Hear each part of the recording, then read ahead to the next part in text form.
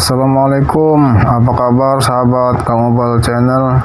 Semoga kita semua diberikan kemudahan oleh Allah Subhanahu wa taala dalam melaksanakan aktivitas sehari-hari.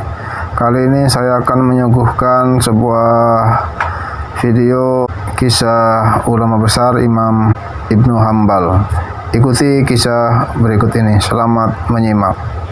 Sejarah singkat Imam Ibnu Hambal.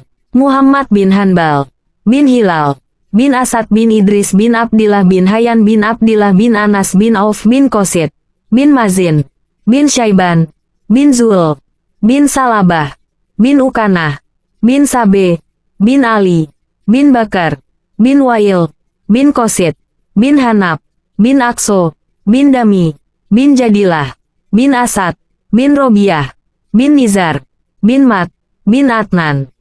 Namun, kini lebih dikenal dengan Imam Hambali. Beliau lahir di Baghdad pada pemerintahan Abbasiyah dipegang oleh Al-Mahdi, yaitu pada bulan Rabiul Awal tahun 164 Hijriah bertepatan dengan tahun 780 Masehi. Sayang, ayahnya meninggal sebelum beliau dilahirkan dan dibesarkan hanya oleh ibunya. Pendidikan Imam Hambali. Imam Ahmad Ibnu Hanbal, seorang tokoh agama yang terkenal dengan keteguhan dalam mempertahankan keimanan dan cintanya terhadap ilmu. Dari masa kecilnya yang fakir dan yatim, beliau menunjukkan semangat belajar yang luar biasa. Biografi Imam Hambali menerangkan, dia tumbuh di Baghdad, sebuah pusat pembangunan dan ilmu pengetahuan pada zamannya. Kecintaannya terhadap ilmu Islam membawanya belajar Al-Quran, Al-Hadis, bahasa Arab, dan beberapa ilmu lainnya kepada ulama-ulama terkemuka di kota tersebut. Meskipun hidup dalam keterbatasan, dia tidak segan bekerja untuk mendapatkan uang demi mencapai cita-citanya. Imam Hambali mulai mempelajari hadis dengan serius ketika berusia 16 tahun, pada masa pemerintahan Harun ar-Rasyid.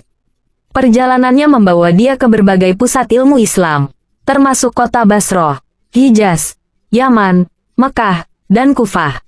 Abdul Razak bin Humam, Ali bin Mujahid, Jarir bin Abdul Hamid, Sufyan bin Uyainah, Imam Syafi'i, dan beberapa ulama lainnya bertemu dengannya dalam perjalanan menuntut ilmu. Kemudian pertemuan dengan Imam Syafi'i memberinya pemahaman yang lebih baik tentang fiqh, usyul fikih, nasik, mansuk, hingga kesahihan hadis. Karena perhatiannya terhadap hadis, dia mampu membuat kajian yang memuaskan dan memberinya cara baru dalam memandang fiqh. Imam Hambali dikenal karena karya terkenalnya Al-Musnad yang berisi 40.000 hadis terpilih dari 70.000 hadis. Karya ini menjadi rujukan penting dalam memberikan fatwa fikih. Di dalamnya, kita dapat menemukan fikih sahabat, seperti Umar, Ali, dan Ibnu Mas'ud. Ia menghabiskan seluruh hidupnya untuk menuntut ilmu, khususnya di bidang hadis. Meski sudah tua dan menjadi imam, ia tidak berhenti belajar. Cobaan Imam Ibnu Hambal dan terjadinya fitnah Al-Quran. Kisah ini bermula dari sebuah pertanyaan jebakan seorang pendeta ketika Yohanes bertanya kepada seorang muslim, "Dalam kitab suci kami, Nabi Isa adalah putra Allah. Lantas bagaimana sifat Nabi Isa dalam kitab suci kalian?" Seorang muslim tersebut menjawab, "Sungguh, Al-Masih Isa putra Maryam adalah Rasul Allah dan yang diciptakan dengan kalimahnya yang disampaikannya kepada Maryam." Quran Surat An-Nisa ayat 171. Yohanes menimpali, "Kalau begitu, kalimat Allah dalam Al-Quran makhluk atau bukan?" "Pasti bukan makhluk, karena apa yang ada dalam Al-Quran seluruhnya kalam Allah dan kalam Allah bukan makhluk," jawab muslim itu. Dengan tersenyum licik, Yohanes mengatakan, "Kalau begitu kita sepakat bahwa Nabi Isa yang merupakan kalimat Allah bukan makhluk tetapi Tuhan, karena tidak ada selain makhluk kecuali Tuhan." Berkat strategi ini banyak umat Islam yang masuk ke dalam agama Nasrani. Melihat hal tersebut semakin gencarlah sekte Mu'tazilah menyebarkan doktrin, Al-Quran adalah makhluk. Mereka berdalih seandainya Al-Quran bukan makhluk berarti Al-Quran adalah esensi yang menyamai dengan Tuhan sebagai yang dahulu atau kodim padahal hanya Tuhan yang boleh bersifat dahulu tidak selainnya. Awalnya doktrin, Al-Quran adalah makhluk, diserukan oleh Al-Jadi bin Dirham. Kemudian, sekte Mu'tazilah di zaman setelahnya semakin melenceng. Mereka mengingkari bahwa Allah memiliki sifat mutakalim karena kalam Allah adalah makhluk bukan bersifat dahulu atau kodim. Mereka meyakini Allah menciptakan kalam berupa suara yang dapat didengar Nabi Musa ketika beliau menerima wahyu di Bukit Tursina. Sekte Mu'tazilah mendapatkan dukungan dan pengikut sangat besar di masa dinasti Abbasiyah. Awal kejayaan sekte di Mu'tazilah dimulai sejak masa kepemimpinan Khalifah Harun ar-Rasyid. Akan tetapi, Khalifah Harun ar-Rasyid menanggapinya dengan memenjarakan setiap tokoh sekte Mu'tazilah yang membuat keributan di kota Baghdad. Bishri bin Ghiyath al-Marisi, salah satu tokoh besar sekte Mu'tazilah kala itu juga diancam dibunuh oleh sang khalifah. Tak lama kemudian kepemimpinan berganti. Khalifah Al-Mamun naik tahta dan memberikan dukungan dan kehormatan bagi para tokoh sekte Mu'tazilah. Sang khalifah juga menyambut sendiri kedatangan Abu Hisyam al-Futi, tokoh besar Mu'tazilah kala itu ketika bertandang ke istananya dengan penuh hormat. Tak hanya itu, sang khalifah juga mengangkat pejabatnya dari kalangan pengikut sekte Mu'tazilah menggantikan para pejabat yang diangkat di masa sebelumnya. Penghormatan sangat besar Khalifah Al-Mamun ini dikarenakan beliau adalah murid kinasi dari seorang tokoh Mu'tazilah bernama Abu Huzail al-Alaf. Tak heran, Khalifah Al-Mamun sangat mendukung penerjemahan buku-buku filsafat Yunani ke dalam bahasa Arab yang senada dengan pemikiran sekte Mu'tazilah. Tahun 218 Hijriah adalah tahun kelabu di mana revolusi akidah dikumandangkan. Satu persatu ulama beraliran Ahlu Sunnah disingkirkan, dipenjara, dan dibunuh dengan dalih tidak meyakini Al-Quran adalah makhluk. Hal ini ditandai dengan surat perintah yang dikirimkan kepada Ishaq bin Ibrahim selaku wali kota Baghdad. Surat perintah ini berisi mandat memaksa seluruh ulama kota Baghdad meyakini Al-Quran adalah makhluk dan menetapkan hukuman bagi yang menentang. Kota Baghdad pun banjir darah. Di mana-mana terlihat penyiksaan kepada para ulama.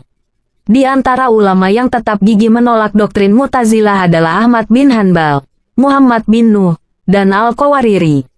Satu persatu ulama menemukan ajalnya di penjara kota Baghdad. Tak lama kemudian, Al-Mamun menjemput ajal ketika berada di perjalanan menuju kota Tartus di Syria. Rupanya di balik tragedi ini terdapat seorang tokoh kunci bernama Ahmad bin Abu Dawud yang menjabat sebagai Perdana Menteri sejak zaman Khalifah Al-Mamun hingga zaman Khalifah Al-Watsik. Ahmad bin Abu Dawud adalah seorang tokoh yang terkenal licik dan lihai. Ia menyingkirkan siapapun yang ia incar jabatannya. Terbukti dengan adanya banyak surat penangkapan dan penyiksaan yang ditulis oleh Ahmad bin Abu Dawud tanpa sepengetahuan sang khalifah. Sayangnya, Al-Mamun menganggap doktrin Mu'tazilah sebagai doktrin maha agung yang penting diwariskan kepada penggantinya. Ia menulis, "Wahai Abu Ishaq, julukan Khalifah Al-Mutashim, ambillah pelajaran dari hidupku dan ikutlah jejak saudaramu dalam mendukung doktrin Al-Quran adalah makhluk." Selain itu, Al-Mamun juga mewasiatkan kepada Al-Mutashim agar jabatan Perdana Menteri Ahmad bin Abu Dawud tetap dipertahankan. Setelah kemangkatan Khalifah Al-Mamun maka Imam Ahmad bin Hanbal pun tetap dipenjara di kota Baghdad. Pada era Khalifah Al-Mutashim, Imam Ahmad bin Hanbal mendapatkan bonus siksaan beberapa ratus cambukan setiap harinya. Bahkan, sang imam pernah jatuh dan pingsan di tengah derasnya cambuk Al-Gojo. Dikisahkan, suatu ketika Imam Ahmad bin Hanbal dihadapkan kepada Khalifah Al-Mutashim. Kemudian, sang khalifah bertanya, "Wahai Imam Ahmad bin Hanbal, apakah bukti Al-Quran bukanlah makhluk?" Imam Ahmad bin Hanbal menjawab, "Buktinya adalah Al-Quran surat Ar-Rahman ayat 1 dan 2, yang berbunyi, Bismillahirrahmanirrahim. Ar-Rahman 'allamal Qur'an." Artinya, Allah yang Maha Pengasih, yang telah mengajarkan Al-Quran. Bukankah dalam ayat ini menegaskan Allah mengajarkan Al-Quran bukan menciptakan Al-Quran? Sang Khalifah pun murka dan memerintahkan Al-Gojo untuk menyeret Imam Ahmad bin Hanbal kembali ke dalam penjara. Keesokan harinya, sang Khalifah ingin mengujinya kembali. Sang Khalifah bertanya, "Bagaimana tidurmu tadi malam?" Imam Ahmad bin Hanbal menjawab, "Alhamdulillah baik, tapi aku menemukan hal yang ajaib." Sang Khalifah menjadi penasaran, "Apa yang terjadi tadi malam?" Jawab Imam Hanbal, "Aku bangun di tengah malam lantas aku mengambil wudhu dan menjalankan salat sunnah. Hingga ketika aku berada dalam suatu rakaat aku tak mampu membaca surat Al-Ikhlas sedikit pun. Kemudian, aku mencoba dengan membaca surat yang lain aku pun tak mampu. Aku pun menengok ke sela-sela penjara dan aku melihat jenazah Al-Quran. Maka, aku mandikan jenazah Al-Quran tersebut dan aku salati serta aku makamkan. Sang khalifah sangat marah. Celakalah kau wahai Ahmad bin Hanbal. Apakah Al-Quran engkau telah mati? Sang Imam Ahmad bin Hanbal pun menjawab, wahai khalifah, bukankah engkau mengatakan Al-Quran adalah makhluk, dan setiap makhluk pasti akan mati yang berarti Al-Quran juga pasti mengalami kematian. Tercekatlah lidah sang khalifah dan sejak kejadian itu, Imam Ahmad bin Hanbal mendapatkan hukuman cambuk berlipat-lipat dari sebelumnya. Terhitung pada masa Khalifah Al-Mutashim, Imam Ahmad bin Hanbal dipenjara selama 28 bulan. Akan tetapi berkat ketegarannya, para algojo pun menyerah dan membebaskan sang imam dalam keadaan penuh luka dan tak bisa lagi berjalan. Lambat laun, kondisi kesehatan Imam Ahmad bin Hanbal membaik dan memulai pengajiannya seperti sedia kala. Tak lama kemudian era Khalifah Al-Watsik dimulai. Sebagaimana pendahulunya Al-Watsik juga sangat fanatik terhadap sekte Mu'tazilah. Akan tetapi, Khalifah Al-Watsik berlaku lebih lembut kepada Imam Ahmad bin Hanbal. Sang khalifah merasa bahwa Imam Ahmad bin Hanbal telah memiliki pengaruh sangat besar. Seandainya ia menyiksa Imam Ahmad bin Hanbal, niscaya pengikutnya akan memberontak untuk membebaskan Imam Ahmad bin Hanbal. Oleh karena itu, Khalifah Al-Watsik hanya melarang Imam Ahmad bin Hanbal untuk berinteraksi dengan masyarakat. Total ketika masa Khalifah Al-Watsik, Imam Ahmad bin Hanbal menjadi tahanan rumah selama 5 tahun. Berakhirnya tragedi ini adalah ketika masa akhir hayat Khalifah Al-Watsik. Konon ada seorang ulama yang menyadarkan Khalifah Al-Watsik. Wahai Khalifah, doktrin Al-Quran adalah makhluk tidak pernah diajarkan Rasulullah, juga tidak diajarkan para penggantinya. Lantas, apakah engkau lebih tinggi ilmunya dari Rasulullah dan para sahabatnya? Sehingga engkau memaksa seluruh umat Islam mengakui doktrin engkau bahwa Al-Quran adalah makhluk. Demikian kisah ini disampaikan. Sejarah ini dikutip dari situs nuonline.co.id. Wafatnya Imam Ibnu Hanbal. Imam Ahmad bin Hanbal mulai sakit pada malam Rabu, 2 hari dari bulan Rabiul Awal tahun 241 Hijriah. Ia sakit selama 9 hari. Tatkala penyakitnya mulai parah dan warga sekitar mulai mengetahuinya, maka mereka menjenguknya siang dan malam. Penyakitnya kian hari kian parah. Pada hari Kamis dan sebelum wafat ia memberikan isyarat pada keluarganya agar ia diwudukan. Kemudian mereka pun mewudukannya. Ketika berwudu, Imam Ahmad sambil berzikir dan memberikan isyarat kepada mereka agar menyela-nyela jarinya. Dia menghembuskan napas terakhirnya di pagi hari Jumat bertepatan dengan tanggal 12 Rabiul Awal 241 Hijriah pada umur 77 tahun di kota Baghdad. Ia dimakamkan di pemakaman Al-Harab. Orang yang bertakziah tidak bisa dihitung jumlahnya saking banyaknya, ada yang mengatakan jumlahnya mencapai 1.700.000 pelayat. Hal ini merupakan bukti dari perkataan beliau ke para dedengkot bitah, antara kami dan kalian adalah hari ketika menjadi jenazah.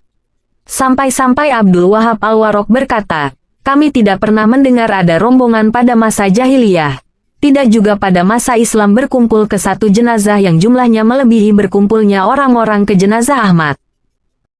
Kisah Ahmad bin Hanbal dengan tukang roti. Di masa usia yang sudah tua beliau memiliki kisah perjalanannya bertemu dengan tukang penjual roti.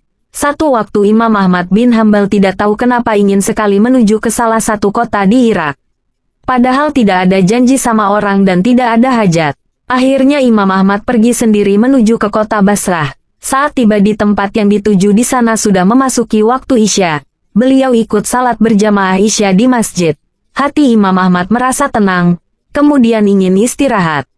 Begitu selesai salat dan jamaah bubar, Imam Ahmad ingin tidur di masjid. Tiba-tiba marbot masjid datang menemui Imam Ahmad sambil bertanya, "Kenapa Syekh? Mau ngapain di sini?" Kata Syekh, "Bisa dipakai untuk 3 panggilan. Bisa untuk orang tua, orang kaya ataupun orang yang berilmu." Panggilan Syekh di kisah ini panggilan sebagai orang tua, karena Imam Ahmad kelihatan sebagai orang tua. Marbot tidak tahu kalau beliau adalah Imam Ahmad. Dan Imam Ahmad pun tidak memperkenalkan siapa dirinya. Di Irak, semua orang kenal siapa Imam Ahmad, seorang ulama besar dan ahli hadis. Sejuta hadis dihafalnya, sangat solih dan zuhud. Zaman itu tidak ada foto, sehingga orang tidak tahu wajahnya, cuma namanya sudah terkenal. Kata Imam Ahmad, saya ingin istirahat, saya musafir. Kata Marbot, tidak boleh tidur di masjid. Imam Ahmad didorong-dorong oleh orang itu disuruh keluar dari masjid. Setelah keluar masjid, maka dikuncilah pintu masjid. Lalu beliau ingin tidur di teras masjid. Ketika sudah berbaring di teras masjid, marbotnya datang lagi, marah-marah kepada Imam Ahmad. Mau ngapain lagi Syekh? Kata marbot. Mau tidur. Saya musafir, kata Imam Ahmad. Lalu marbot berkata, di dalam masjid tidak boleh, di teras masjid juga tidak boleh. Imam Ahmad diusir. Beliau didorong-dorong sampai jalanan. Di samping masjid ada penjual roti, rumah kecil sekaligus untuk membuat dan menjual roti. Penjual roti ini sedang membuat adonan, sambil melihat kejadian Imam Ahmad didorong-dorong oleh marbot tadi. Saat Imam Ahmad sampai di jalanan, penjual roti itu memanggil dari jauh, "Mari Syekh, Anda boleh nginap di tempat saya. Saya punya tempat, meskipun kecil." Kata Imam Ahmad, "Baik." Imam Ahmad masuk ke rumahnya, duduk di belakang penjual roti yang sedang membuat roti, dengan tidak memperkenalkan siapa dirinya, hanya bilang sebagai musafir. Penjual roti ini punya perilaku tersendiri. Kalau Imam Ahmad ngajak ngomong, dijawabnya. Kalau tidak, dia terus membuat adonan roti sambil melafalkan istighfar, astagfirullah. Saat meletakkan garam astagfirullah, memecahkan telur astagfirullah, mencampur gandum astagfirullah. Selalu mengucap istighfar. Imam Ahmad memperhatikan terus. Lalu Imam Ahmad bertanya, sudah berapa lama kamu lakukan ini? Orang itu menjawab, sudah lama sekali Syekh. Saya menjual roti sudah 30 tahun. Jadi semenjak itu saya lakukan. Imam Ahmad bertanya, apa hasil dari perbuatanmu ini? Orang itu menjawab, lantaran wasilah istighfar tidak ada hajat yang saya minta, kecuali pasti dikabulkan Allah. Semua yang saya minta ya Allah, langsung diterima. Memang Nabi Shallallahu Alaihi Wasallam pernah bersabda, siapa yang menjaga istighfar, maka Allah akan menjadikan jalan keluar baginya dari semua masalah dan Allah akan berikan rizki dari jalan yang tidak disangka-sangkanya. Lalu orang itu melanjutkan, semua dikabulkan Allah kecuali satu, masih satu yang belum Allah kabulkan. Imam Ahmad penasaran kemudian bertanya, apa itu? Kata orang itu, saya minta kepada Allah supaya dipertemukan dengan Imam Ahmad. Seketika itu juga Imam Ahmad bertakbir. Allah telah mendatangkan saya jauh dari Baghdad pergi ke Basroh dan bahkan sampai didorong-dorong oleh marbot masjid itu sampai ke jalanan karena istighfarmu. Penjual roti terperanjat, memuji Allah, ternyata yang di depannya adalah Imam Ahmad. Seketika itu penjual roti langsung tersungkur sambil menangis haru di depan Imam Ibnu Hanbal. Rupanya keinginan berjumpa dengan Imam Ibnu Hanbal selama ini akhirnya dikabulkan oleh Allah Subhanahu wa Ta'ala. Demikian tayangan kisah Imam Ibnu Hanbal dari Kang Ubal Channel. Semoga bermanfaat.